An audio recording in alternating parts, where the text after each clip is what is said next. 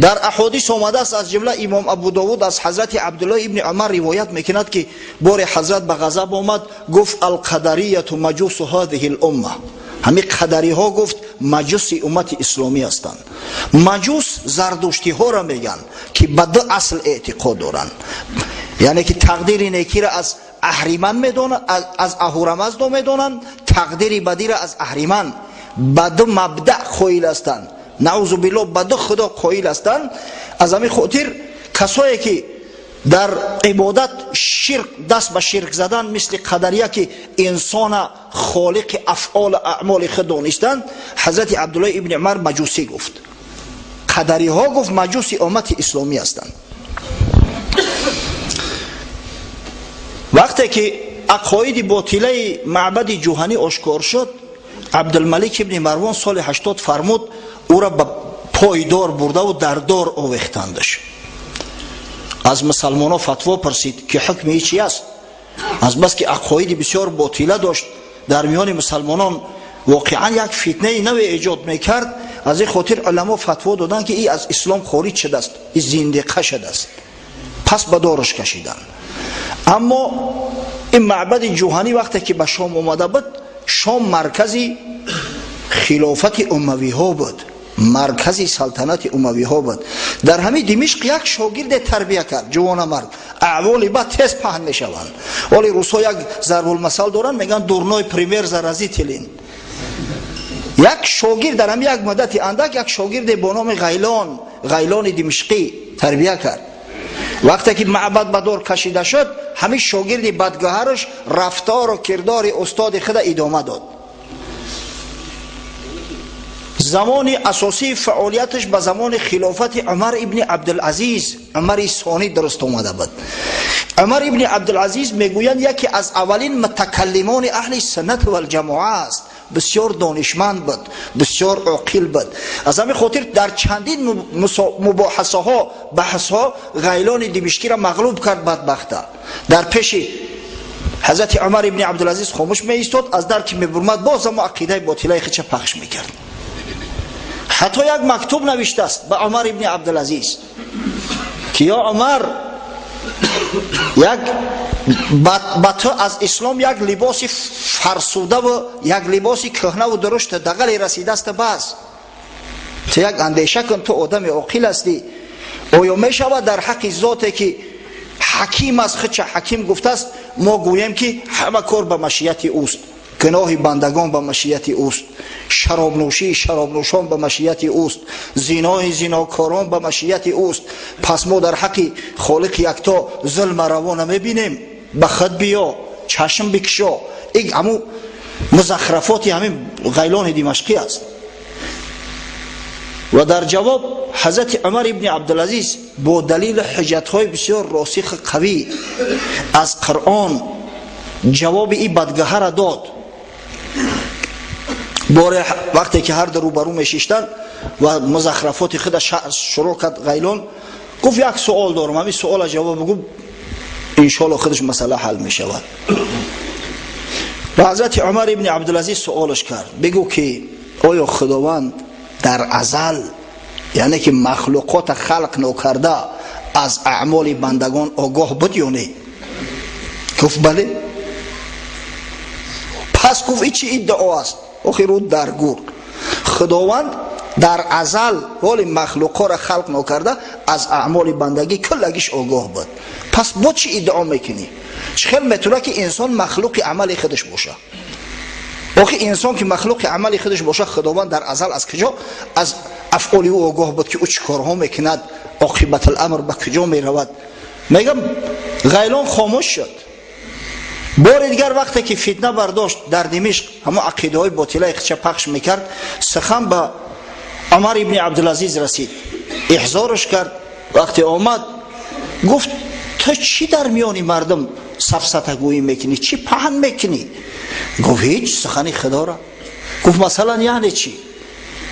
همه آیه را که ما خوندیم همون را خوند از سوره انسان که ما انسان از آب منی، از یک قطره آب منی خلق کردیم و او را امتحانش میکنیم. از این خاطر به انسان گوش، شنوایی و بینایی دادیم.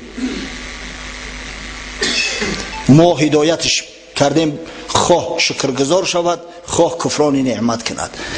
عمر گفت در اینجا خاموش نبست، دوام دادم بگی یک سوره را خوندم بگی. خواند و 10 سوره آخرش مانده بود، جایی که خداوند میگه اعوذ بالله من الشیطان الرجیم و ما تشاءون الا ان یشاء الله ان الله کان علیما حکیما. شما هیچ اراده کرده نمیتوانید، هیچ عمل از شما واقع نمی شود مگر آنچه که خدا خواسته باشد. بدرستی که خداوند علیم است، بسیار داناست و حکیم و کاردان است. یدخل کل شیء فی رحمته، هر چیزی را که بخواهد در رحمت خود. یدخل من یشاء فی رحمته، هر کسی را که میخواهد، هر کسی را اراده میکند زیر رحمت خود میگیرد. هر کسی را که اراده رحمت نکرد در ضلالت و گمراهی موقعش میمونه، جاهل میشود و کافر میشود و میرود. تمام گفت با پاسخ سوال گرفتی رو درگذشت، چرا یک آیت هم میخونی و آیت های دیگر اعتنا نمیکنی؟ اینا جنبستش کرد خداوند.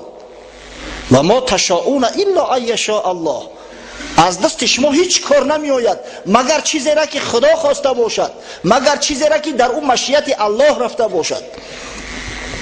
اما وقتی که حضرت عمر ابن عبدالعزیز از دنیا رفت و به تخت سلطنت هشام ابن عبدالملک اومد، این هشام مثل عمر ابن عبدالعزیز دانشمند نبود که قطعی بیست بحث مناظره کرده.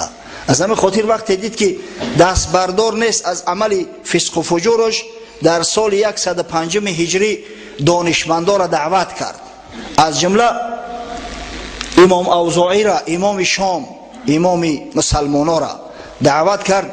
گفت که همین بدگهر قطعی گپ زنه، ای چی دعوت باطله داره، اثباتش کنه. و اوزاعی 3 سوالش کرد بغیلان.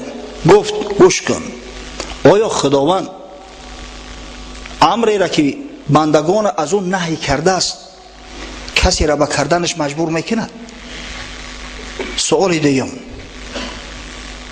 آیا خداوند وقتی که امر میکند به انجام دادن کار، آیا کسی را از همون کار منع میکنه؟ باز میداره. سیوم، آیا امری را که پروردگار حرام گردانده است برای بندگانش، آیا به کسی کمک میکنه که همون کار حرام انجام بده؟ دیگر خاموش ماند، زبانش لال گشت. اوزاعی گفت این زندیقه است، کافر است. و گرفتن دارش کشیدن این بدگهرم در سال 105 هجری. اما تأثیراتشون در مذهب معتزلیه اثر کرد، همین مسئله عدل. اگر خدا امکان بده وقتی که در موضوع معتزلی ها و عقیده اونا که رسیدیم بعد از صحبت ادامه خواهیم داد. فقط معتزلی ها تا حد اینا ابله و جاهل نبودن، معتزلی ها زیرک بودن. معتزلی ها نمی گفتن که انسان خالق کل اشیاست، انسان خالق اعمال خود است. نه، معتزلی ها میگویند که انسان خالق اعمال بد است، عملهای بدی که می شود از انسان خودش واقع می شود، اما عمل نیک حسنه ای که هست او از جانب پروردگار است. فَإِنْ أَصَابَكَ حَسَنَةٌ فَمِنَ اللَّهِ وَإِنْ أَصَابَكَ سَيِّئَةٌ فَمِنْ نَفْسِكَ، اگر عمل حسنه به شما اصابت کرده رسید و از جانب خداست، اما کاری بده شما گرفتار گشتید او از جانب نفس خود شما می شود. آیه قرآن تحریف نموده و دیگرگون نموده، یعنی که معناش دیگر کرده و عوض کرده در میان مردم جار می زدن با کلمه عدل که خداوند عادل است.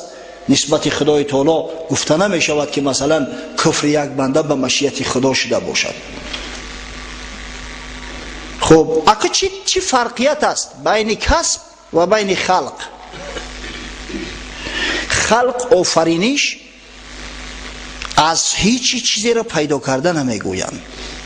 اصلا هر عملی که بنده میکند، جمیع اعمال بندگان، خواه حرکت باشد خواه سکون باشد، حقیقتا کسب خودی بنده است. اما خداوند تعالی آفرنده همین اعمال است. علما تحقیق بکنند. این سخن حضرت امام اعظم ابو حنیفه است در فقه اکبر. یعنی چی؟ یعنی میگویند که وقتی که بنده کاری را میخواهد شروع کند، وقتی که سعی تلاش برای انجام دادن کاری میکند، خداوند همون را میآفرد. از جمله امام بیضاوی میگوید هر وقتی که بنده برای انجام دادن کار عزم مصمم گرفت، الله بزرگ او عمل می آفریند و خلق میکند. امام سعد تفتازانی در شرح عقاید نصفی آورده است که کسب بندگان چیزی را میگویند که بنده برای انجام دادن او سعی تلاش به خرج میدهد و خداوند او را خلق میکند. مثلا اگر ما گوییم که هر عملی که بنده میکند از خودش وابسته است و خودش خالق است، بسیار گپی بی معنی می شود. اما میخواهند که پرزیدنت باشند، همه میخواهند که ثروتمند باشند، همه میخواهند که یگان مصیبت بالای سرشون نیاید. اما ما حیات همه بینیم که چنین نیست. با همون کسای دعوه میکنند که بنده تقدیر ساز خودش است، میبینی که با شیماش و کندگی و 100 پرگی در پشت شیماش زده است. آخه وقتی تو تقدیر ساز خودت هستی، خطاب وای نمیگیری که شیمی کندگی نپوشی. از همین خاطر این عقیده را ما میگیم عقیده باطله است. و بین اهل سنت و الجماعه چی یک سخنی نه که برای ما و شما، برای تعلیم ما و شما پیشنهاد کردن. بنده کاسب است، خدا خالق. خالق از کاسب چی فرق دارد؟ کاسب در عمل کردنش به وسیله احتیاج دارد. هر کنسترکتور، هر عالمی بزرگی که چیزی تحقیق کرده است اگر بگیره، او بیچاره احتیاج دارد به مصالح ساختمانی، احتیاج دارد به قوه کاری، احتیاج دارد به مبلغ صرف. اما خالق احتیاج به چیزی ندارد، به یک امریکان پیدا شو همه چیز پیدا میکند. همه الیومین و رزین و اشیاهایی را که مثلا در ساختمان سمالیات یا در ماشین استفاده می شود، همه او را خالق خلق کرده است. اما کاسب او بنده ای که همون ماشین را درست کرده است، از همون اشیا استفاده برده و به وسیله آن یک کسب کرد، یک عملی را انجام داد. فرق دیوم، کسب کننده هر کاری را کند به همون کارش وصفش میکنند. مثلا شخص کسبش نوشتن باشد یا فروختن یا خریدن باشد یا دوختن، به نام نویسنده، فروشنده، به نام خریدار و دوزنده یاد می شود. اما الله ذوالجلال به این نام ها یاد نمی شود. هیچ وقت به نام کدام کسب کننده و خلق کننده فلان یاد نمی شود. خالق کلی اشیا است. و نهایت تفاوت سیمه که علما گذاشتن بین خالق و کاسب، کاسب همیشه محتاج خالق است، همیشه در همه اعمال، در همه کار، در صورتی که خالق احتیاج به کسی نداره، صمد است. انشاءالله با فکرم اندک روشن شد نه؟ خب اگه به احادیث نگاه میکنیم که پیغمبر صلی الله علیه و سلم چنو در مسئله تقدیر سخن گفته است. امام مسلم روایت میکند از حضرت عبدالله ابن عمرو ابن عاص رضی الله عنهما: سمعت رسول الله صلی الله علیه و سلم یقول: كتب الله مقادير الخلائق قبل ان يخلق السماوات والارض ب50,000 سنة قال وعرشه على الماء. پیغمبر خدا صلی الله علیه و سلم میفرماید خداوند تقدیری تمام خلایق را از انس جان و از تمام مخلوقات 50,000 سال قبل از آفرینش آسمان و زمین الکی خلق کرد. 50,000 سال قبل از آفرینش آسمان و زمین الکی تقدیری تمام خلایق، مقدار عمل همه خلایق همه را تقدیر بندی کرده است، همه را آفرید است، نوشته است در لوح محفوظ. ببینید حضرت عباده ابن صامت انصاری صحابی پیغمبر صلی الله علیه و سلم روایت میکند بار رسول الله صلی الله علیه و سلم فرمودند: ان اول ما خلق الله القلم. به درستی اول چیزی که خداوند خلق کرده است قلم بود. فقال اکتب، پس امر کرد به همون قلم آفریدش بنویس. قال ما اکتبو، قلم گفت پروردگارا چی بنویسم؟ قال اکتب القدر ما کان و ما هو کائن الی الابد، گفت تقدیر بنویس، هر چیزی که هست و هر چیزی که می شود تا ابد، تا به انتها را، هر چیزی هست بنویس. علم خدا انتها نداره و قلم همه را ثبت کرده است، الکی نوشته شده است. رفعت الاقلام و جفت الصحف. یا تون باشه یک 2 هفته پیش در این موضوع صحبت کرده بودیم همین حدیث که پیغمبر گفت الکی قلمی که تقدیرها را می نوشت برداشته شده است، الکی صحیفه ها خشک شدگیان، تقدیر خدای تعالی الکی رفته است و کسی او را عوض کرده نمیتونه اگر تقدیر مطلق باشد. حضرت عبدالله ابن مسعود رضی الله عنه روایت میکند حدثنا رسول الله صلی الله علیه و سلم و هو الصادق المصدوق. پیغمبر خدا صلی الله علیه و سلم پیغمبری که صادق است، هر سخنی گفته است تصدیق خود یافته است، برای ما حدیث کرد. ان احدکم یجمع خلقه فی بطن امه 40 یوما نطفه ثم یکون علقه مثل ذلك ثم یکون مضغه مثل ذلك. هر کدام شما گفت پیش از آن که اعضاهات ظاهر شود، پیش از آن که صاحب انگشت دست پا و سر بینی گردید، در زهدان در بچه‌دان مادر تو 40 روز به شکل نطفه میمونه. نطفه همون سپرما، همش یک سپرماتوزوید میمونه. بعدا همون نطفه به علقه، به خون بسته مبدل میشود، همه مقدار با 40 روز دیگه.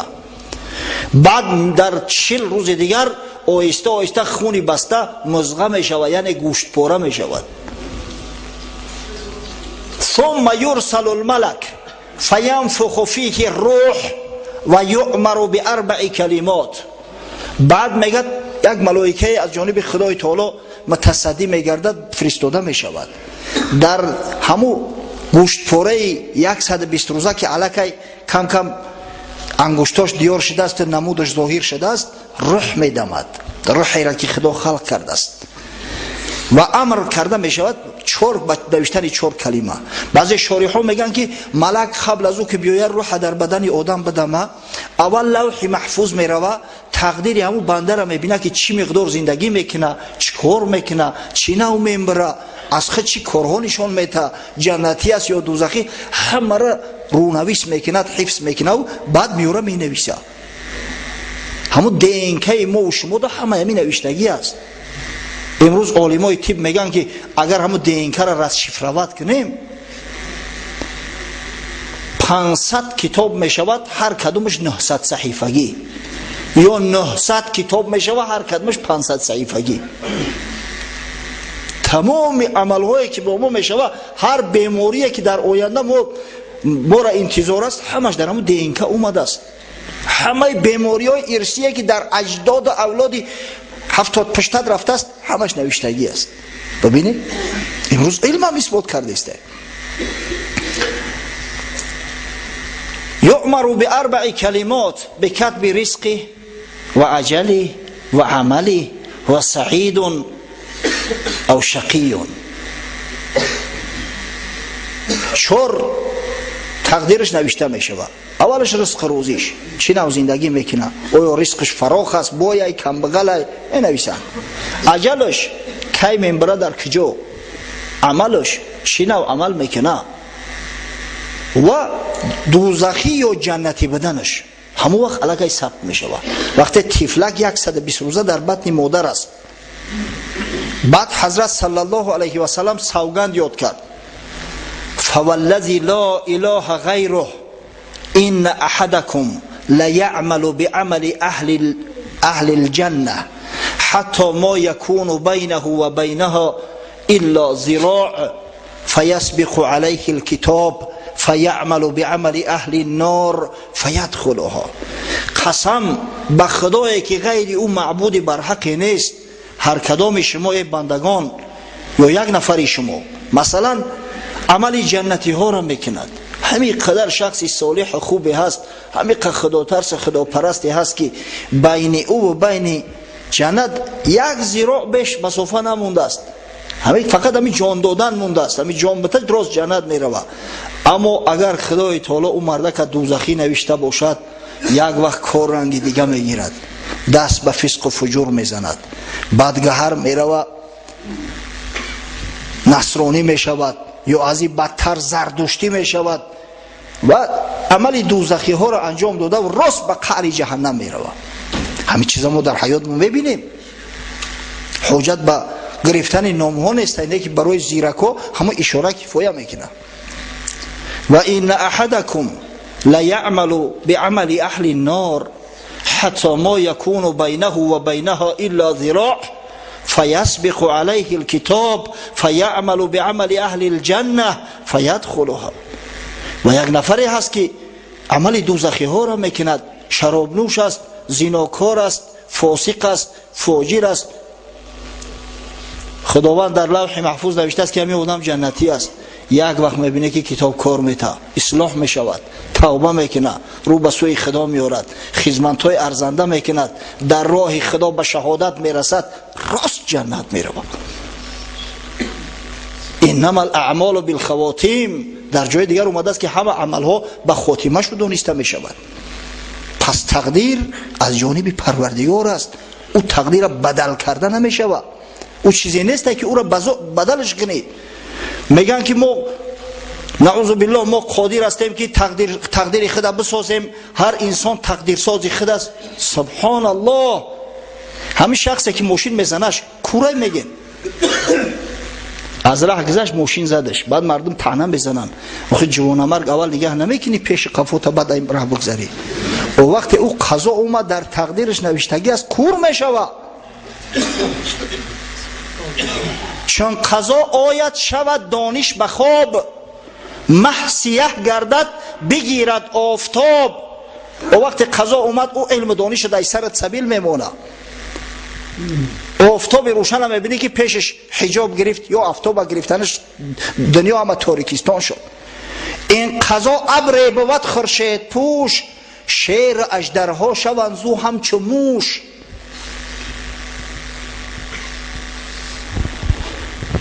از این خاطر عقاید قدریه، عقاید معتزلیه درباره اون که انسان گویا خالق کرداری خود است، اعمال بد از جانب خود انسان واقع می شده باشد، یک سفسطه بیش نیست. این عقیده اهل سنت و الجماعه نیست. در مقابل قدریه یک فرقه ظهور کرد با نام جبریه. جبریه اینا را جبری ها میگویند. چرا جبری؟ از برای اون که میگویند انسان قدرت ندارد هیچ کاری را انجام بده. انسان مثل همون درخت است، مثل که همین درختی بیچاره قدرت ندارد یگان کار انجام بده، انسان هم همون خیل است. حتی همون جنبیدن درخت هم با وزیدن باد مناسبت دارد. انسان هم هر کاری میکند، هر حرکتی میکند، اما از جانب خداوند مقدر است. از همین خاطر انسان جبران هر کاری را بکند میکند. انسان اختیارش در دست خودش نیست. این جبری ها متاسفانه در جامعه بسیار ریشه دووندن. حالا عمر خیام هم میخونیم، بعضی رباعیاتش از عمر خیام جبرگرایانه هستند، جبری هستند.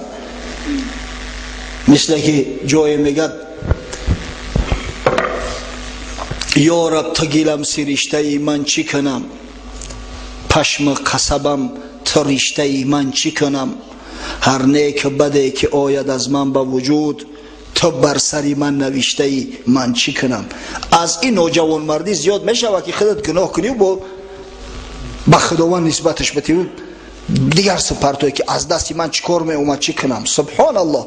خداوند میگه انا هدیناه السبیل، ما ترا صاحب چشم گوش بینی و عقل فراست خلق کردیم، ما ترا هدایتت کردیم، راه درست نشان دادیم، چرا به راه درست نرفتی؟ وقتی که برای درست نرفتی عیب است که مثلا تو بهونه کنی که در تقدیرم نوشته بود است از دست من چیکار میآید. حضرت مولوی یک قصه دارد، یک قصه نه شرح توضیح داده است بیچاره، همیشه بر ضد جبری ها. اختیار هست ما را بیگمان، حیث را منکر نتوانی شد از آن. هر یکی ما و شما به یگان شک شبهه اختیار داریم، خداوند ما را مختار خلق کرده است. حیث را منکر نتوانی شد از آن، سنگ را هرگز نگوید کس بیا، از کلوخ کس کجاب جوید جفا یا وفا. یگان کس سنگ میگه که سنگ بیا با پیش مکو، او سنگ قدرت ای کار کردن نداره، از همین خاطر میره خودت سنگ میگیری میوری. برزگاه را کس نگوید هین بپر، یا بیا ای کور تو بر من نگر. یگان کس برزگاه میگه کشش میگه که بپر، خود برزگاه بیچاره پریدن نتونه، در حیز قوتش نباشد پریدن، چه خیلی را مجبور میکنی که بپر. یا یک کور بگو که تو بیا نگاه کن شفا شما را نگاه کن چقدر زیبا و آزاده، چشم بینا نداشته باشد. این که گویی این کنم یا آن کنم، این دلیل اختیار است ای صنم. همون نقشه های میکشی که پگه او کارا میکنم یا حوزی از مسجد میبرم فلان کارا میکنم، همه قدش دلیل است بر اینکه خداوند ترا اختیار داده است، ترا مختار خلقت کرده است، یعنی صاحب اختیار جزئی هستی. جمله قرآن امر نهی است وعید، امر کردن سنگ مرمر را که دید. قرآن ببینه همه امر خدا است، امر میکنه یا از یک کار نهی میکنه یا وعدت میته یا وعید میکنه. یگان که سنگ مرمر را امر میکنه که اگر راست نبشتی قورت میکنم، او سنگ مرمر چی را میفهمه؟ پس ما صاحب اختیار هستیم.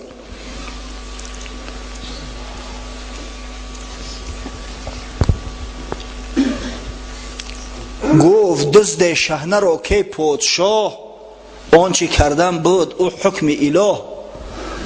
یک دزد شحنه میگیره، شحنهش پلیس میگیره شکر. دزد گفت که ای مردکی خوب، همه کار من به تقدیر خدا کردم، در پیشوریم نوشتگی دست در تقدیرم همه دزدی را کردم، اگه بیام ترا مردکی خوب شد جواب موته. گفت دزد شحنه را که پادشاه، آنچه کردن بود آن حکم اله. گفت شحنه آنچه من هم میکنم حکم حق است، ای چشمی روشنم. شحنه هم گفت جانم صدقت، اگه من به حکم خدا عمل میکنم، بدگهر حوض میگیرم دسته میبرم کلته میکنم میپرتم، همین هم به حکم پروردگاره.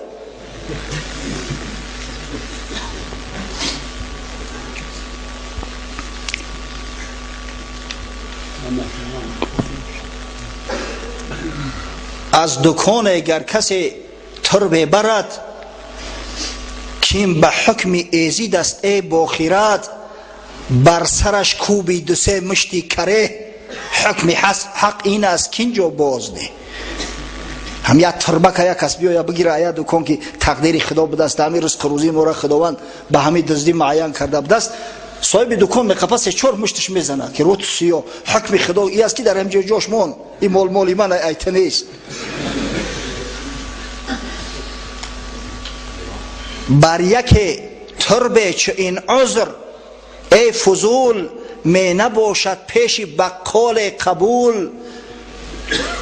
چون بر این عذر اعتماد میکنی، بر حوالی اژدهای میتنی. ای مرده که به عقل یک اندیشه کن، برای یک ترب که یک سوم قیمت نداره، وقتی که همه عذری تو در پیش بقال قبول نیستی، بگوی به حکم خدای میزنه دندانات میده میکنه، تو چه خیل به امید همه عذر میشه که فردا روز قیامت خداوند بگه که هی بنده چرا عمل نکردی، بگوی که پروردگار رو در نصیبم تو کرده بدستی، تقدیرم تو تعیین کردی. چون بر این عذر اعتماد میکنی، بر حوالی اژدهای میتنی.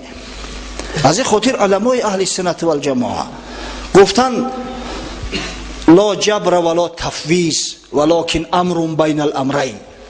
در اسلام نه جبر است نه اختیاری مطلق، بلکه امر یک کار است بین این دو کار. یعنی که خداوند ما را صاحب اختیار کرده است، اما اختیاری ما اختیاری جزئی است. ما خالق اعمال شده نمیتونیم، اما کاسب اعمال شده میتونیم. ببینید این اختیاری جزئی انسان چقدر بلند پرواز کرد. انسان از خسکپه و نمیدونم از غارهایی که در کوه کنده میشدن با کیهان برآورد. آن همون اختیارات جزئی، همون اختیارات اندک که خدای تعالی برای ما و شما داده است. امروز علم به حد ترقی کرده است که ای خونت میشینی با تمام عالم گپ میزنی. توسط آینه نیلگون تمام عالم همش یک خانه شده است. اهمیت بهت نمیره. تمام دنیا دیگه یک خانه شده است، یک مکان شده است. اما قدری که ولی تکنیک زورش نمیرسه، کمتر قفا مونده است. در پای 3 روز به مسکو را میره و ایلا با تلفن در 1 ثانیه در مسکو میرسی، یا که در تلویزیون هر لحظه مسکو را میبینی یا تمام دنیا را میبینی. همه دنیا به حیث یک خانه و یک شهرک شده است.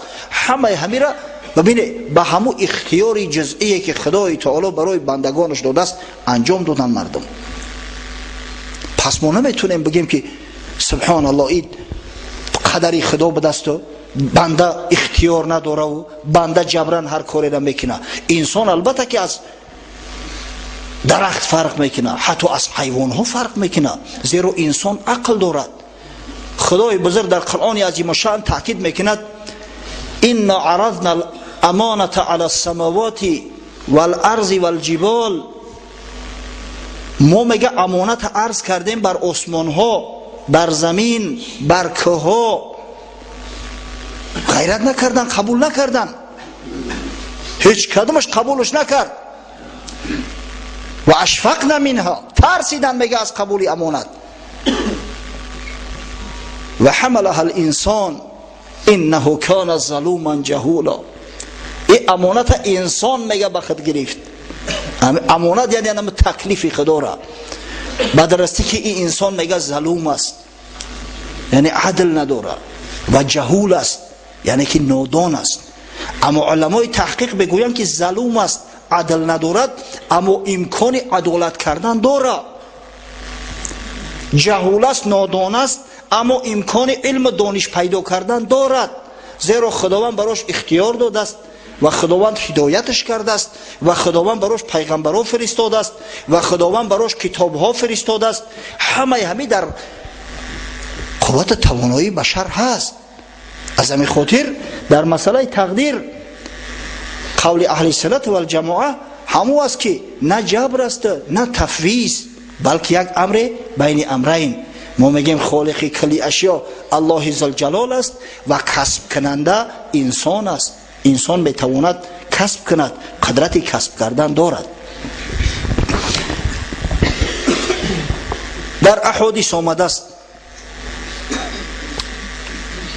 حضرت یک حدیث اندک برای بعضی ها مشکل به دست آزی برای تو بیان میکنیم، انشاءالله به شرحش میدیم، برای که در همین موضوع سوالم کردن. من از خودم از پیش خود مثلا یک موضوع را نمیگم، وقتی میبینم که در جامعه بسیار تشویش فراهم می‌آورد، سوال و جواب در اطرافش زیاد میشود، بعد اون موضوع را مطرح میکنیم. حدیث است متفق علیه، بخاری و مسلم روایت کردن، اما این لفظی که ما میگیم از مسلم است، مفصل تر آورده استش. حضرت ابو هریره رضی الله عنه راوی امت اسلامی از پیغمبر خدا صلی الله علیه و سلم روایت میکنند احتج آدم و موسی علیهما السلام عند ربهما. حضرت رسول الله صلی الله علیه و سلم میگویند آدم و موسی علیهم السلام در نزد پروردگار بحث کردند. ابن حجر عسقلانی در فتح الباری میگه یعنی در قیامت بحث کردند. فحج آدم و موسی، حضرت میگه در همین بحث آدم دست بالا بود، آدم غلبه کرد، آدم علیه السلام. قال موسی انت آدم الذي خلقك الله بيده ونفخ فيك من روحه واسجد لك ملائكته واسكنك في جنته. تو میگه آدم هستی، ابوالبشری هستی که خداوند خلقت کرد، در تو روح خلق کرده شد دمید، ملائکه های نازنینش امر کرد اومدن در نزد تو سجده کردند، تو را در جنتی بی‌نظیر جای کرد. ثم احبطت الناس بخطیئتك الى الارض. بعد چت بگم گفت با خطای کردگی فرزندای بیچارت از جنت کشیدی برآوردی در زمین پرتافتی. مقصد به عیب تو امروز ما هممون زمینی شدیم و رفتیم. حضرت خواجه حافظ میگه من ملک بودم و فردوسی بر این جایم بود، آدم آورد بر این دیر خراب آبادم. ما مثل ملک در جنت بودیم، آدم علیه السلام گرفت همین داری فانی و داری خراب برا گرفت آورد. حضرت موسی هم همون سخن گفته است که این قدر نعمت خدا برات داد تو خطا کردی، بیچاره فرزندات در بلا موندی. فقال آدم علیه السلام انت موسی الذي استفاك الله برسالته و بكلامه و اعطاك الالواح فيها تبيان كل شيء و قربك نجيا. گفت بچه جان تو همون موسی بنی اسرائیل هستی که خدای تعالی تو را به پیغمبری برگزید، با تو تکلم کرد به واسطه، با تو لوح‌ها عطا کرد که در او تمام اشیا تمام احکام خدای تعالی بیان کرده شدند. تو را از مقربان خود گردانید، در کوه طور با تو تکلم کرده سخن گفت. فبکم وجدت الله کتب تورات قبل ان اخلق. گفت خداوند تورات چقدر پیش از تولد شدن من خلق کردن من ثبت کرده است، نوشته است. حضرت موسی گفت ب40 عاما. گفت یا آدم 40 سال پیش از خلق کردن تو خداوند تورات نوشت.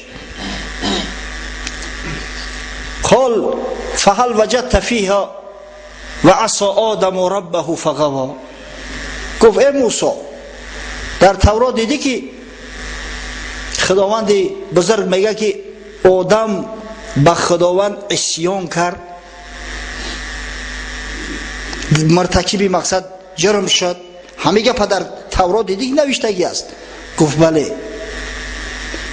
گفت پس تو مرا ملامت میکنی برای کاری که خداوند 40 سال پیش از خلق کردن من در نامه اعمالم نوشته است که آدم عصیان میکنه و از جنت رانده میشه، تو مرا برای همین کار میگه ملامت میکنی؟ و میگه فحج آدم و موسی علیه السلام. در بحث غلبه جانبی آدم علیه السلام بود. حضرت موسی خاموش استاد. اما خاموش استاده این معنی او را نداره که آدم علیه السلام بگه که خداوند در تقدیر من نوشته استش، از همین خاطر من امکان علاج او را عوض کردن نداشتم. نه، اینجا ملامت کردن حضرت موسی از جانب پدرش آدم علیه السلام به او خاطر است که میگه ای موسی تو میدانی که من در بدل یک جرمی که مرتکب شدم مدت 1000 سال توبه کردم و گریه کردم و ناله کردم و خداوند ما را عفو کرد و در تمام کتب آسمانیش این را ثبت کرد، از جمله در تورات هم اومده است که خدای تعالی گناه ما را آمرزید. تو حال ما را طعنه میزنی برای هم کاری کردگی؟ معنای گپ این است. هیچ کدام ما و شما نمیتونیم بگیم که خدای تعالی نوشته استش ای دستی ما چی میوید. سبحان الله، این خیلی گپ نیست، این گپ جنایت است. و آدم علیه السلام هم گپ نگفت. گفت ربنا ظلمنا انفسنا و این لم تغفر لنا و ترحمنا لنکونن من الخاسرین. پروردگارا گفت بر جان خود ظلم کردیم، عصیان کردیم، سرکشی کردیم. اگر تو گناه من نبخشی، اگر تو هدایتم نکنی و مغفرت نکنی، هر آینه من از زیانکارا هستم، در عذاب و مشقت باقی میمونم. و مدت 1000 سال گریه و ناله کرده، از خدا توبه طلبید و خداوند گناهش بخشید. از پدر آموز ای روشنجبین، ربنا گفت و ظلمنا بعد از این. از پدر تعلیم بگی، نه بهانه کرده، نه تقصیر جست، نه بنای مکر حیلت برفروخت. حیله نکرد که پروردگار آخی خود پیش از خلق کردن من در نامه اعمالم ثبت کرده به دستی که من جنایت میکنم و مقصد سرکشی میکنم، به جزا گرفتار میشم. ایگه پنه گفت. باز آن ابلیس مکر آغاز کرد که بدم من سرخرو کردیم زرد، رنگ رنگی توست صباغم تویی. اصل درد و آفت و داغم تویی. شیطان سرکشی کرد. سبب رد شدن مردود شدن شیطان ای است که جوانمرگ شیطانی بدگهر به کله نگرفت گناهشا. گفت ربی بما اغویتنی، پروردگارو به سبب آن که مرا در اغوا انداختی. نگفت که گناه از خودم شده است، بلکه گناه را به دیگران نسبت داد. بر درخت جبر تا کی برجهی، اختیار خیش را یکسنیهی. رو بخوان ربی بما اغویتنی، تا نسازی بدی و ره کج نزنی.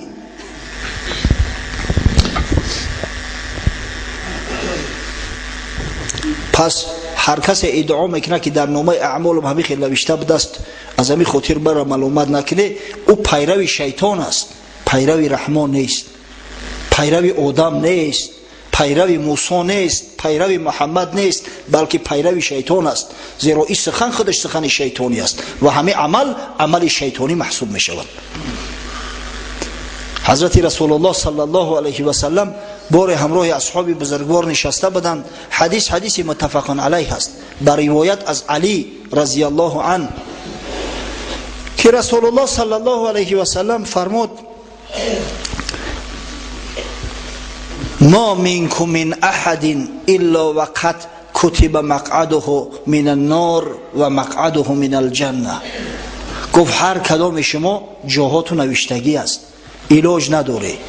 هر کس جنتی ها نامشو در جنت ثبت است، دوزخی ها نامشو در دوزخ. صحابه ها گفتن یا رسول الله افلا نتکل علی کتابنا و ندع العمل. ای حبیبی خدا، گفتن در این صورت عمل چی لازم است؟ پس ترک عمل میکنیم، توکل به کتابو میکنیم. هر کس جنتی باشه جنت میروه، هر کس دوزخی باشه دوزخ میروه. عمل چی لازم بده است؟ قدر جان غم دادن چی لازم بده است؟ حضرت گفت اعملوا فکل میسر لما خلق له. شما عمل کنید، به هر کس همون عمل میسر میگردد که خداوند برای همون خلقش کرده است. فاما من کان من اهل سعاده فییسر لعمل اهل سعاده.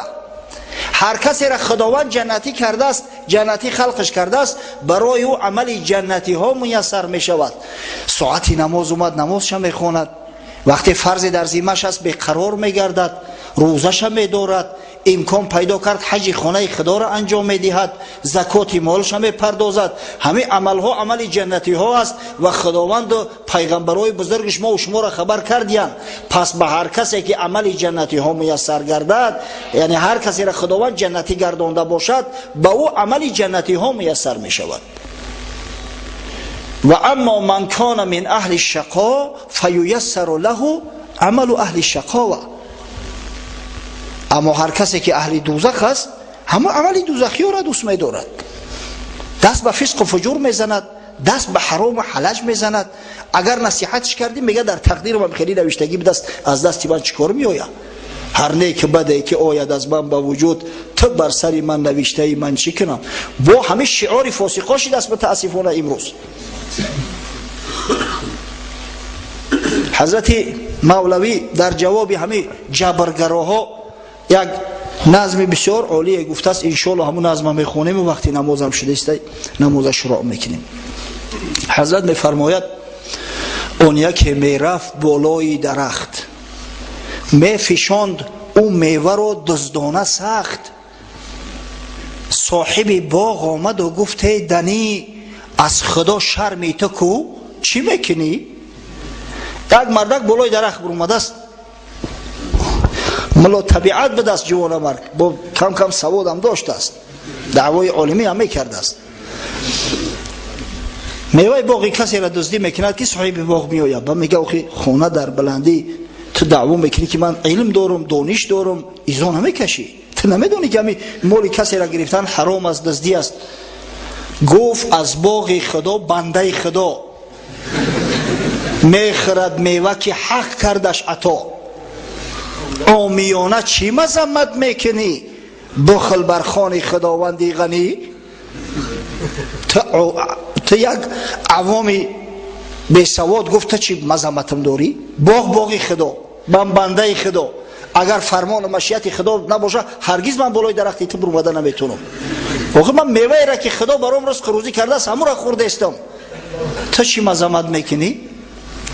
گفت ای ایبک بیاور آن رسن تا بگویم من جوابی بالحسن. بچه‌ش امر کرد که بچه جان برا بنده بیار من جوابی را بتم کرد. پس ببستش سخت آندم بر درخت، میزد و بر پشت ساقش چوبی سخت. بعد گرفت در تنه همون درخت بستش برش بست به یک چوب به یک تیغ. گفت آخر از خدا شرم بدار، میکشی این بیگنه را زار زار. این مرده که خوب گفت از خدا شرم نمیداری برای یک کف میوه میکشیم. گفت با چوب خدا این بنده اش میزند بر پشت دیگر بنده اش. چوب حق پشت پهلو آن او، من غلام آلت فرمان او. و تو گفت عالمی دانشمندی چوب خدا، من بنده خدا، اگر امر خدا نباشه من تر نبسته میتونم نزدت میتونم، به فرمان خدا برگای درخت نمیخلته. تو چی دعوا میکنی؟ با امر خدا زده استمد، پشت پهلوی ترم از خدا است. گفت توبه کردم از جبر عیار، اختیار است اختیار است اختیار. گفت توبه کردم نکشم که حقیقتا انسان اختیار داره، اختیاری کردن و نکردن کاری را خداوند براش داده است. بعد حضرت نصیحت میکند یک مثال ای دل پی فرق بیار تا بدانی جبر را از اختیار. همین یک مثال عادی میگه براتون میارم و به همین معین میگردد که جبر چیست اختیار چی است و بینشو چی تفاوت است. دست کان لرزان بود از ارتعاش، وین که دست را تلرزانی زیجاش. بعضی شخصا به سبب بیماری یا به سبب پیر و بیمدار شدن دستاشو میلرزد، دست خشونه نگه داشته نمیتونن. و حالت دیگه‌مش اینا من مثلا دستم نمیلرزه و اینا لرزوندمش. هر د جنبش آفریده حق شناس، هر درم خدا خلق کرد، هر د به مشیت خدا است. هم جنباندن دست من اگر خدا راضی نباشه من انگوش ما جنباندن نمیتونم، و هم جنبیدن دست شخصی بیمار. لیک نتوان کرد این با آن قیاس، اما اینا به هم دیگر مقایسه پذیر نیستند. زیرا که این را من به اختیاری خودم جنبانده استم، او بیچاره بیمار اختیار نداره در کارش، جبران شده است. از همین خاطر در اعمال شرعی لا جبر ولا تفویض ولکن امر بین الامرین. نزد اهل سنت و الجماعه ما نه قول جبر قبول داریم نه قبل قدری ها را که انسان خالقی اعمال خود است، بلکه امر بین امرین که انسان کاسب است و خداوند خالق اعمال. ربنا افتح بیننا و بین قومنا بالحق و انت خیر الفاتحین برحمتك یا ارحم الراحمین. نوردین پسر حاجی امردین دعا میکنیم. این برادر یک خیر کرده است، به حد پنهانی کرده است خیرش که باور کنه در همون سیستم پاییز که گوگل در اومدیم بعد پیداش کردیم. خداوند خیر احسانش قبول و مقبول گرداند، در نامه اعمالش ثبت سازد. در حق ثمردین برادرمون که محیب است، خداوند از جمیع بلا و آفات ارضی و سماوی نگهبانش باشد. در حق استاد حاجی شمس الدین دعا میکنیم که خداوند سعادت دارین نصیب و روزیش گرداند، در کسب و کار و زندگیش برکات عطا کند. در حق برادر ما حاجی سفر به منزل نو کوچیده است، خداوند منزل براش مبارک گرداند، مساعدت کنه که همیشه از خونش صدای تلاوت قرآن و ذکری فرزنداش به گوش رسد. در حق برادر یک شاگرد داریم سید عطا و ایشون جمال الدین. سید عطا را وعده کردیم در حق دعا میکنیم، ایشون جمال الدین هم چه خوش کرد که ما هم همجا خوش کردیم. دعا میکنیم که خداوند از جمیع بلا و آفات نگهبانش باشه و میل و محبتشون به اسلام بازم زایی‌تر گرداند. در حق برادر ما حاجی سلطان و جمیع محیبان، هر کسی که محیب است، هر کسی اسلام دوست می‌دارد، هر کسی که محمد صلی الله علیه و سلم دوست می‌دارد، هر کسی که علما را که وارثای محمد صلی الله علیه و سلم هستند دوست می‌دارد، خداوند از جمیع بلا و آفات نگهبان باشد و جمیع مراد